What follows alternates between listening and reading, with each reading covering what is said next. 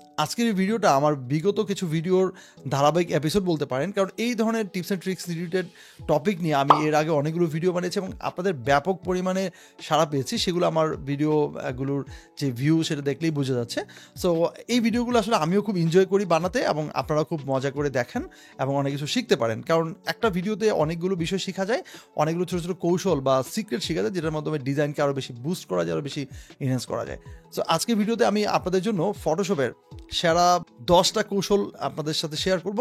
এই 10টা কৌশল শিখলে আপনি হয়তো ফটোশপটাকে আরও বেশি মানে কন্ট্রোল করতে পারবেন, বা আপনি আরও দ্রুত আপনার ফটোশপ রিলেটেড যে কোনো প্রজেক্ট আপনি বানাতে গেলে আপনাকে অনেক বেশি হেল্প করবে। কারণ টিপস অ্যান্ড ট্রিক্স বা কৌশল বা সিক্রেট যত বেশি জানবেন তত বেশি আপনি আপনার কাজকে সহজ এবং দ্রুত করতে পারবেন, আর আপনি কাজটা করে মজা পাবেন, অন্যদের চেয়ে অনেক বেশি এক্সপার্ট নিজেকে আপনি মনে হবে বা সে ধরনের একটা ফিল আসবে। চলুন আমরা ডিরেক্টলি ভিডিও টপিকে ফিরে যাই।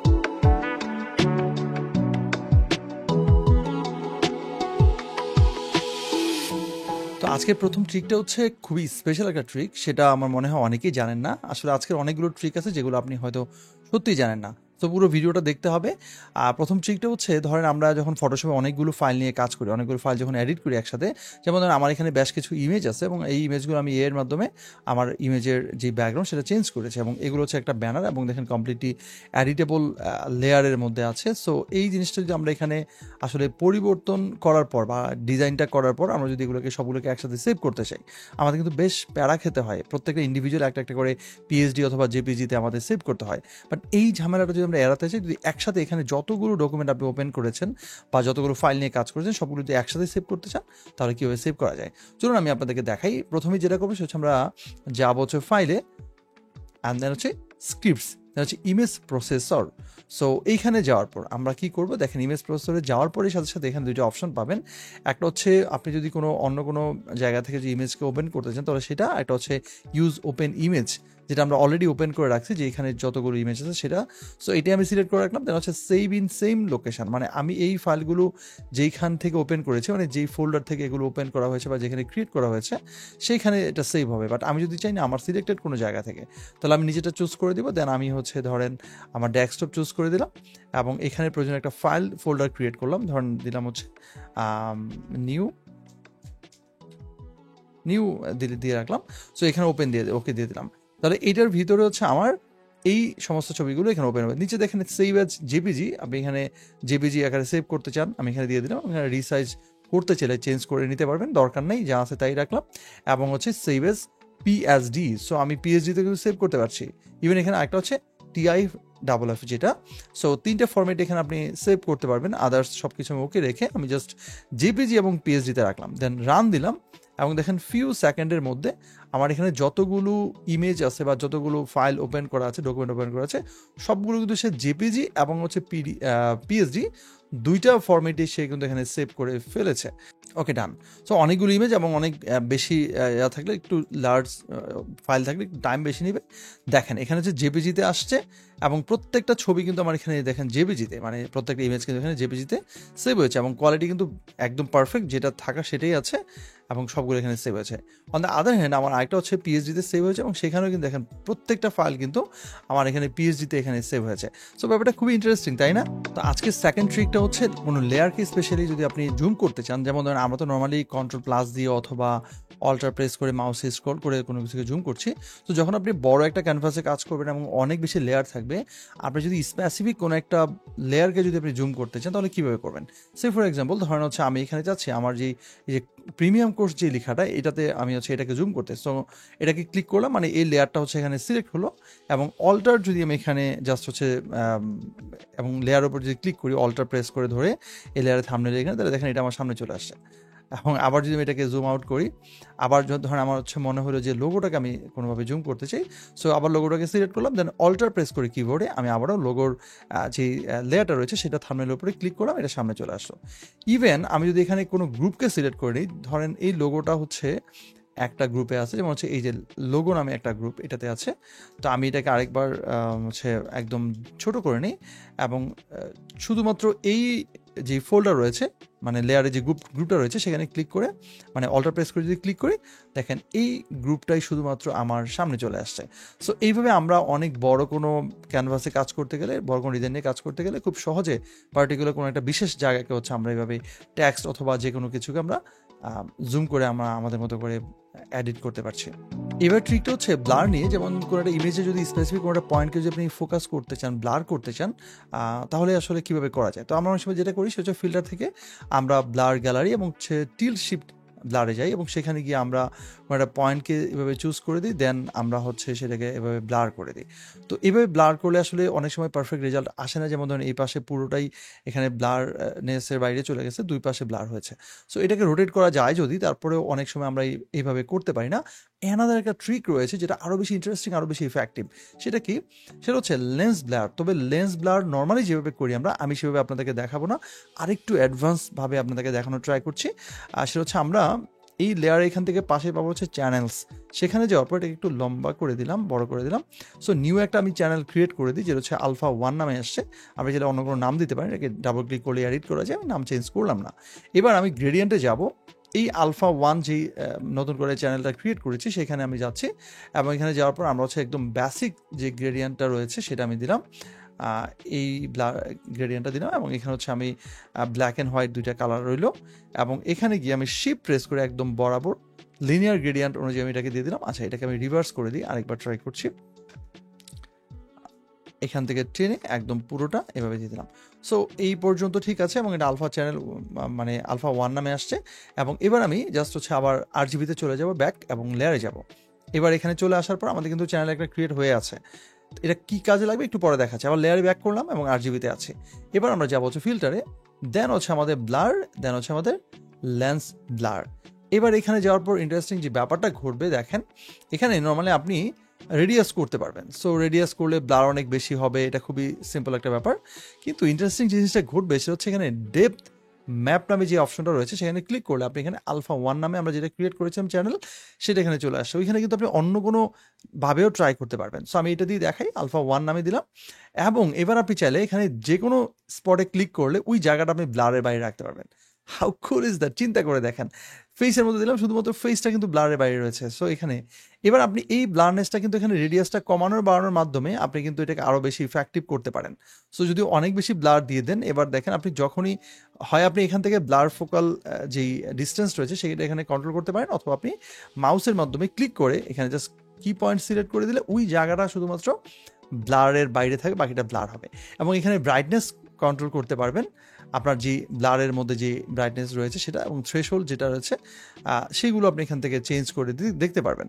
সো ওভারঅল দেখেন খুব দারুণভাবে কিন্তু এই লেন্স ব্লারটা কিন্তু আপনি ইউজ করতে পারছেন। এবং অনেক সময় গ্রুপ ফটো বা বিভিন্ন ধরনের ডিজাইনের ক্ষেত্রে আমরা ফটোশপ দিয়ে এই ধরনের কাজগুলো করে থাকি। আমরা অনেক সময় আমাদের ডিজাইনের মধ্যে যে ট্যাক্সটি ইউজ করি সেই ট্যাক্সকে আমরা একটু ডিফারেন্টভাবে প্রেজেন্ট করতে গিয়ে আমরা অনেক সময় এটাকে লেয়ার মাস্ক করে করি। বাট এই কাজটাকে আপনি ব্ল্যান্ডিংয়ের মাধ্যমে আরও বেশি জোস করে করতে পারবেন, বেশি ইন্টারেস্টিংভাবে করতে পারবেন। কীভাবে? ধরেন এই ট্রিকটা আপনি যদি অ্যাপ্লাই করতে চান তাহলে আপনাকে প্রথমে এরকম একটা, আমি নিচে একটা ইমেজ রয়েছে এবং তার উপরে আরেকটা আমি এখানে হচ্ছে এক্সট্রা একটা লেয়ার নিয়েছি যেখানে একটা কালার রয়েছে বা ব্যাকগ্রাউন্ড রয়েছে এবং তার উপরে হচ্ছে টেক্সট। এই ট্যাক্সটা এখানে ডাবল ক্লিক করে আমি হচ্ছে আমার যেই লেয়ার লিস্টে সেখানে চলে আসলাম, এখানে ব্ল্যান্ডিং অপশনসে গেলাম। যাওয়ার পর এখানে দেখেন নকআউট নামে একটা অপশন রয়েছে, সেখানে ক্লিক করে যদি আমি শ্যালো দেই তাহলে যে জিনিসটা ঘটবে সেটা হচ্ছে শ্যালো দেওয়ার সাথে সাথে আমি যদি এবার এখান থেকে এই যে ফিল অপাসিটি সেটা যদি আমি এখানে 0 করে দিই তাহলে দেখেন পিছনের কালারটা কিন্তু এখানে চলে আসছে। এবার যদি ওকে দিই দেখেন এবার আপনি এটাকে মুভ করতে পারবেন। এবারটা যতটা ইন্টারেস্টিং, আরও বেশি ইন্টারেস্টিং করা যায় যদি আমি এটাকে এই যে ব্যাকগ্রাউন্ডটা রয়েছে সেটা আমি এখানে একটু ধরেন কন্ট্রোল-Z গেলাম, কন্ট্রোল-Z যাওয়ার পর এই যে ব্যাকগ্রাউন্ড রয়েছে এটা আমি আনলক করে দিলাম। আনলক করে দেওয়ার পর এটা থেকে আবার এই লেয়ারটাকে ক্লিক করলাম, ডাবল ক্লিক করলাম এবং তার ভেতরে আবারও লেয়ার স্টাইলে গেলাম বা ব্ল্যান্ডিং অপশনে গেলাম। সেখানে গেলে আবার একবার আমি যদি শ্যালো দিই নকআউট থেকে, এবার যদি এটাকে 0 করে দিই, ওয়াও! এখন কি ঘটলো দেখেন, এখন কিন্তু এইটা পুরোটা কিন্তু পিছনের যে আমাদের যেই মানে অ্যাকচুয়াল যে আমাদের ট্রান্সপারেন্ট যে ব্যাকগ্রাউন্ডটা রয়েছে সেটা কিন্তু এখানে বেরিয়ে আসলো এবং এটা কিন্তু একসাথে এখন মুভ করা যাচ্ছে এবং প্রত্যেকটা জায়গাতে নিলেই কিন্তু আপনার ইন্টারেস্টিংভাবে কিন্তু ওই পেছনে এটা চলে আসছে। সো অনেকভাবে এটাকে আপনি এক্সপেরিমেন্ট করতে পারবেন। এবার আমি যদি দুইটাকে সিলেক্ট করে দিই, কন্ট্রোল-G দিয়ে যদি গ্রুপ করি তাহলে ব্যাপারটা কিন্তু আরেকটু ডিফারেন্ট হচ্ছে। দ্যাট মিনস আমি কন্ট্রোল-Z না দিলে যেটা হচ্ছে সেটা হচ্ছে নর্মালি পিছনেটা সহ এই লেয়ারটা সহ পাচ্ছে এটাকে একেবারে ট্রান্সপারেন্ট করে ফেলছে। আর যখন দুইটা লেয়ারকে আমি গ্রুপ করে ফেলছি তখন কিন্তু এই গ্রুপটার ভিতরেই সে কিন্তু তার স্টাইলটা সীমাবদ্ধ থাকছে বা ব্ল্যান্ডিংটা হচ্ছে আসলে অ্যাকচুয়ালি। এটা গ্রুপের মধ্যে আপনি যখন নেবেন তখন আবার সেম হবে। যদি এটাকে আবার আমি রিঅ্যারেঞ্জ করি, সেটা হচ্ছে আমাদের কিন্তু শুধুমাত্র এখন এই ট্যাক্সটাকে আপনি মুভ করতে পারছেন, এবং শুধু মুভ না, এটাকে এডিটও করতে পারবেন। আপনি চাইলে এখানে অন্য কোনো ট্যাক্স দিয়ে অন্য কিছু আপনি লিখতে পারবেন, তাহলে সেটাই কিন্তু এখানে আসবে। এবার ট্রিকটা অনেক বেশি ইন্টারেস্টিং, আমার নিজের কাছে এই ট্রিকটা অনেক বেশি ভালো লাগে, আমি নিজে অনেক সময় অ্যাপ্লাই করি। আমার মনে হয় এটা অনেকেই জানেন না। সেটা হচ্ছে ধরেন আমরা কোনো লেয়ারকে যদি র্যান্ডমলি যদি এটাকে মানে ডুপ্লিকেট করতে হয় এবং যদি আস্তে আস্তে যদি এটার সাইজ যদি ছোট করতে চাই, তাহলে কি করি আসলে এটা ইলাস্ট্রেটরে হয়তো অনেক ইজিলি করা যায়, বা ফটোশপে হয়তো আমরা অনেকেই করতে পারি না। ধরেন আমার এখানে একটা ব্যাকগ্রাউন্ড রয়েছে এবং তার উপরে একটা লেয়ার রয়েছে, এই লেয়ারটা জাস্ট একটা বটলের ছবি রয়েছে।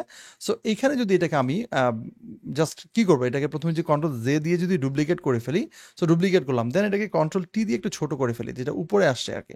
সো নির্দিষ্ট একটা সাইজ আমি করে দেন যদি এটাকে আরেকটু ধরেন একটু বড় করে নিই, এবং এটার পরে যদি আমি এটাকে একটু ডিস্টেন্স রেখে এবং মোটামুটি লেভেল সেম রেখে যদি এটাকে আমি এবার এখানে ওকে দিয়ে দিই, ওকে দিয়ে দিলে কি হবে, এবার নর্মালি এটা এখানে হয়েছে। সো আমরা যদি এবার আরেকবার কন্ট্রোল শিফট অল্টার যদি টি প্রেস করি, সবচেয়ে বড় keyboard command control shift alter T, তাহলে যেটা ঘটে সেটা হচ্ছে এটা একদম খুব সুন্দর করে ছোট হতে হতে সেম ডিস্টেন্স রেখে এবং সেম সব কিছু রেখে জাস্ট হচ্ছে সাইজটা ছোট হবে এবং ডিস্টেন্স মেনটেন করে সে ছোট হয়ে অনেকগুলো লেয়ার ক্রিয়েট হয়ে গেল। হাউ কুল ইজ দ্যাট, তাই না? অনেক ইজি হয়ে গেল। তার মানে কন্ট্রোল শিফট অল্টার টি, চারটা কি একসাথে যদি প্রেস করেন, সবচেয়ে বড় keyboard command control shift alter T, তাহলে সেমভাবে এই জিনিসগুলো এভাবে ছোট হইতে হইতে এভাবে যাবে। এবার এখানে আরও কিছু করতে পারবেন। ধরেন আপনি এটাকে সিলেক্ট করেন, দেন হচ্ছে এটা যদি আমি কন্ট্রোল সিলেক্ট করার পর কন্ট্রোল ইউ যদি প্রেস করি, যেটা হচ্ছে হিউ অ্যান্ড স্যাচুরেশন, সো এখানে যাওয়ার পর আপনি যদি এটা কালার চেঞ্জ করে দেন, আপনি কিন্তু কালার চেঞ্জ করে দিতে পারবেন। এখানে গেলেন, কন্ট্রোল ইউ প্রেস করলেন এবং এখানেও কিন্তু এটাকে আপনি কালার চেঞ্জ করে দিতে পারছেন। ওয়াও! এটাকে সিলেক্ট করেন, কন্ট্রোল ইউ প্রেস করেন, এখানে গিয়ে আপনি এটাকে আরও ডিফারেন্ট কোনো কালার এটাকে প্রেজেন্ট করতে পারছেন। সো এইভাবে কিন্তু আপনি কোনো গাড়ি হতে পারে, কোনো প্রোডাক্টের ইমেজ হতে পারে, যে কোনো কিছুকে আপনি এই ধরনের স্টাইলে বা এইভাবে খুব সহজে তৈরি করে ফেলতে পারছেন। এবার ট্রিকটা হচ্ছে আবারও লেয়ারকে ব্ল্যান্ড করা। এটা খুব ইউজ হয় অনেক ক্ষেত্রে, দেখা যায়। আমরা অনেক সময় মনে করি ওয়াও এটা কীভাবে করেছে, আমরা তো জানি না। সো এখানে একটা ব্যাকগ্রাউন্ড রয়েছে এবং তার উপরে আমি একটা ট্যাক্স লিখেছি, নিজের নামটা লিখেছি।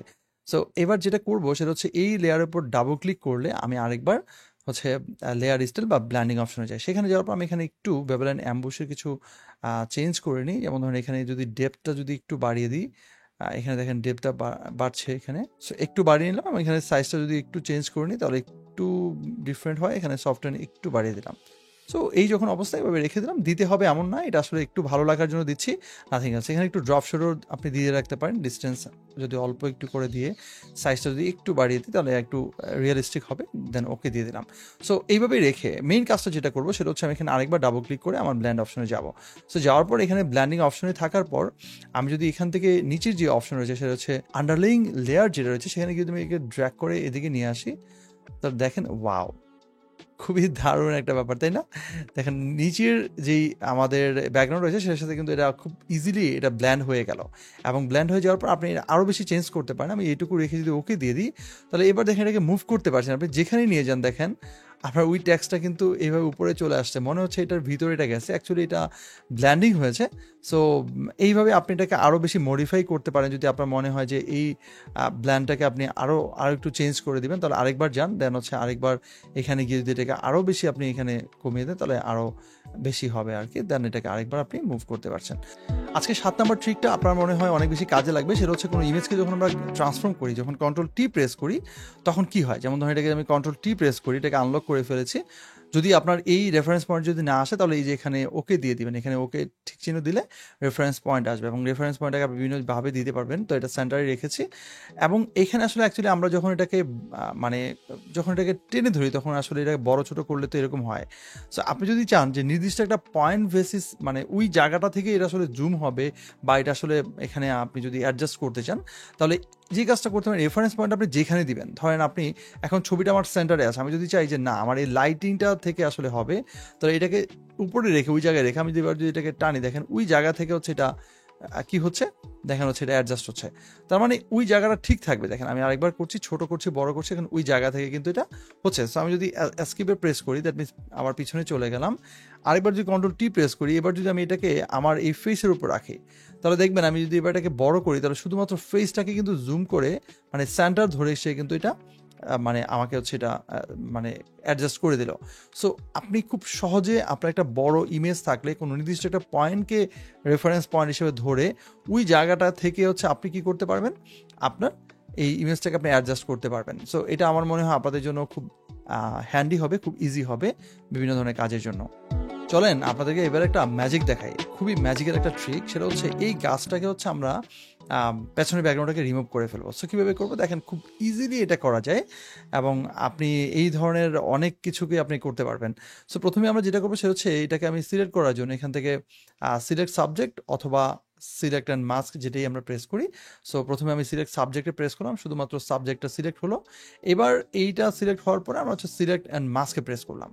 সো সিলেক্ট অ্যান্ড মাস্কে প্রেস করার পর আমাদের আলাদা একটা উইন্ডোতে চলে গেল। সেখানে হয়তো আপনার এখানে এরকম আসতে পারে, আপনি এখানে অন ব্ল্যাক অ্যান্ড হোয়াইটে রাখবেন, তাহলে আপনার জন্য ইজি হবে। আমি এটাতে রেখে দিলাম। দেন হচ্ছে এখানে রিফাইন এজ নামে যেই আমাদের টুলটা রয়েছে সেটা আমি এখানে সিলেক্ট থাকলো। সিলেক্ট থাকার পর আমি এখানে ব্রাশ সাইজটা একটু প্রয়োজনে ছোটো বড়ো করে নিব। দেন আমি এটাকে উপর দিকে যে কালারটা রয়েছে সেটাকে আমি এখান থেকে রিমুভ করার চেষ্টা করছি। সো ফটোশপ এই কাজটা খুব ভালোভাবেই করতে পারে, আপনারা যদি একটু ড্র্যাগ করে দেখেন। এখানে কিন্তু শেষ নয়, ম্যাজিক কিন্তু এখনো শুরুই করিনি, একটু দেখতে থাকুন, আমি পুরোটা দেখাই, তারপর বুঝতে পারবেন যে আসলে ম্যাজিকটা কোথায় ছিল।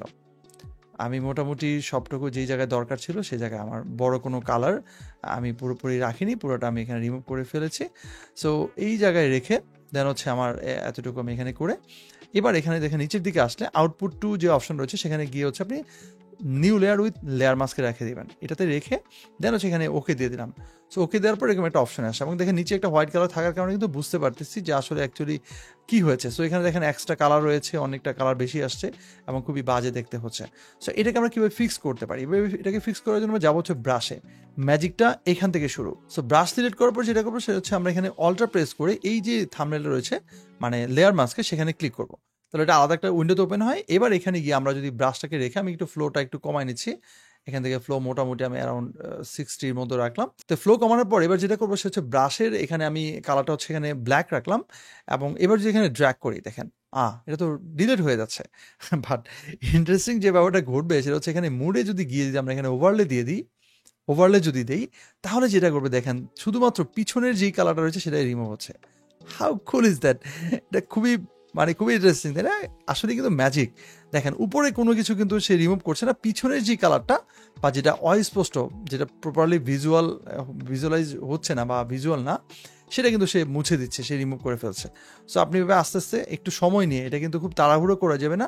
রেজাল্ট যদি একবারে পারফেক্ট না আসে আপনি প্রয়োজন দুইবার দেখবেন। এইভাবে কিন্তু আপনি কোনো মানুষের মানে চুলের পেছনে যে কালার, নানান ধরনের যে কালারগুলো যেগুলো আমরা ঠিক করতে চাই, অনেক সময় প্রশ্ন করি যে কীভাবে এই ধরনের ক্রিটিক্যাল কাজটা করতে পারি, তারা কিন্তু এভাবে করতে পারেন। সো এবার কমপ্লিট হয়ে যাওয়ার পর আমি এখানে অল্টার প্রেস করে আরেকবার ক্লিক করবো, তাহলে এটা ব্যাকে চলে আসবে। এবারে আপনি চাইলে এটাকে ড্র্যাগ করে অন্য কোনো জায়গাতে নিয়ে যেতে পারেন, যেমন ধরুন আমি এখানে নিয়ে গেলে এটা এখানে রেখে দিলাম। সো এটা যদি এটার সাথে ম্যাচ করবে না পারফেক্টলি, তারপর আমি আপনাদের বুঝাচ্ছি যে চাইলে এই ধরনের জায়গাতে আপনি দিতে পারেন এবং আমার এটা আরও একটু টাইম নিলে আরও মোর দ্যান অ্যাকুরেট হবে। তো আমরা কিন্তু ভালোই রেজাল্ট আমরা আনতে পেরেছি। দেখেন আমাদের এরকম ছিল, সেইটাকে কিন্তু আমরা খুব সহজেই পেছনে কালারটা এবং এভরিথিং সব কিছু চেঞ্জ করে দিয়ে আমরা এই ধরনের একটা ট্রান্সপারেন্ট ব্যাকগ্রাউন্ড মানে ট্রান্সপারেন্ট লেয়ার হিসেবে এটাকে নিয়ে নিতে পারলাম। আপনাদেরকে আরেকটা ম্যাজিক দেখাই, সেটা হচ্ছে আরেকটা ট্রিক। ধরেন আমরা অটো ব্লেন্ড কীভাবে করতে পারি, এই ইমেজের কোনো একটা জায়গাকে বা কোনো একটা পোর্শনকে, ধরেন আমি এই ধরনের একটা পার্টকে হচ্ছে আমি এখানে সিলেক্ট করে নিলাম এবং এটাকে আমি যদি ড্র্যাগ অ্যান্ড ড্রপ করে অন্য কোনো জায়গাতে আরেকটা জায়গায় নিয়ে গেলাম এবং এই চাঁদের পাশে মোটামুটি রেখে দিলাম, কন্ট্রোল টি দিয়ে একটু বড় করে দিই। সো এইটাকে কি করে আমরা অটো ব্লেন্ড করবো, মানে এটা এই যে পেছনের যে কালারটা সেটা আমি কীভাবে এখানে মুছে ফেলতে পারি। সো এই জিনিসটা করার জন্য আমরা প্রথমেই যেটা করি সেটা হচ্ছে লেয়ারটাকে ডুপ্লিকেট করে ফেলি। কোনটাকে? পিছনে যে ব্যাকগ্রাউন্ডটা রয়েছে আমাদের, কন্ট্রোল জে দিয়ে ডুপ্লিকেট হয়। এবার দুইটাকে সিলেক্ট করি, উপরের যে দুইটা, নিচেরটা না, উপরে দুইটাকে সিলেক্ট করে ফেললাম। এবার আমরা যাবো হচ্ছে এডিটে এবং নিচে গিয়ে হচ্ছে আমাদের অটো ব্লেন্ড লেয়ার্স একটা অপশন রয়েছে, সেখানে ক্লিক করবো। ক্লিক করার পর দেখেন এখানে স্ট্যাক ইমেজেস একটা অপশন রয়েছে, সেখানে প্রেস করে দিই এবং অবশ্যই দুইটাকে আপনি এখানে চেক ইন দিয়ে দিবেন, এটা যেন চেক আউট না থাকে। এবং এবার যদি ওকে দিয়ে দিই, wow how cool is that, তাই না? খুব ইজিলি কিন্তু দেখেন এটা কিন্তু এখানে মানে লেয়ারটা হচ্ছে এখানে মানে কি হয়ে গেছে, ব্লেন্ড হয়ে গেছে বা হচ্ছে অটো ব্লেন্ড হয়ে গেছে, অ্যাডজাস্ট হয়ে গেছে। সো এইভাবে খুব সহজে শর্টকাট আমরা কয়েক সেকেন্ডের মধ্যে এই ছোট ছোট ট্রিকগুলো অ্যাপ্লাই করে অনেক বড় কাজকে করে ফেলতে পারি। আজকে সর্বশেষ ট্রিকটা হচ্ছে কোনো ইমেজে কালার পরিবর্তন করতে চান, তবে ব্যাকগ্রাউন্ডের কালারটা হচ্ছে ব্ল্যাক অ্যান্ড হোয়াইট রাখতে চান, বা এই ধরনের চ্যানেল মিক্সারের কাজ অথবা স্কিন টোন চেঞ্জ করা, এই জিনিসটা খুব সহজে করা যায়, দেখেন একদম সহজে। সো এইখান থেকে যদি আমি ইমেজটাকে সিলেক্ট রাখা অবস্থায়, মানে এটা অবশ্যই এখানে সিলেক্ট আছে, দেন হচ্ছে আমি এখানে যদি আমার এখানে যে অ্যাডজাস্টমেন্ট লেয়ার রয়েছে সেখানে ক্লিক করার পর দেখেন চ্যানেল মিক্সার নামে একটা অপশন রয়েছে, সেখানে যদি ক্লিক করি তারপর এখান থেকে আমি যে প্রিসেট রয়েছে প্রিসেট থেকে ক্লিক করে ব্ল্যাক অ্যান্ড হোয়াইট ইনফ্রারেড যেটা RGB সেখানে ক্লিক করে দিই। তো এটা ব্ল্যাক অ্যান্ড হোয়াইটে চলে গেল। এবার এখান থেকে আমি বেরিয়ে গিয়ে আমি নর্মালি আমার যে লেয়ারের যে মুড রয়েছে সেখানে গিয়ে যদি আমি এখান থেকে জাস্ট যদি লাইট অ্যান্ড প্রেস করি, ওয়াও, দেখেন এখন কিন্তু আমার ব্যাকগ্রাউন্ডটা কিন্তু ব্ল্যাক অ্যান্ড হোয়াইটে চলে গেল এবং জাস্ট একটা ক্লিকে এবং পারফেক্ট রেজাল্ট, দেখেন একদম পারফেক্ট রেজাল্ট যেটাকে বলে আর কি। জাস্ট এত ইজিলি বা এত অল্প সময়ে কিন্তু আপনি এর চেয়ে ভালো রেজাল্ট আশাই করতে পারেন না, যেটা আমরা এখন পেলাম। সেভাবে চাইলে আমরা যে কোনো কালারকে চেঞ্জ করে ফেলতে পারি।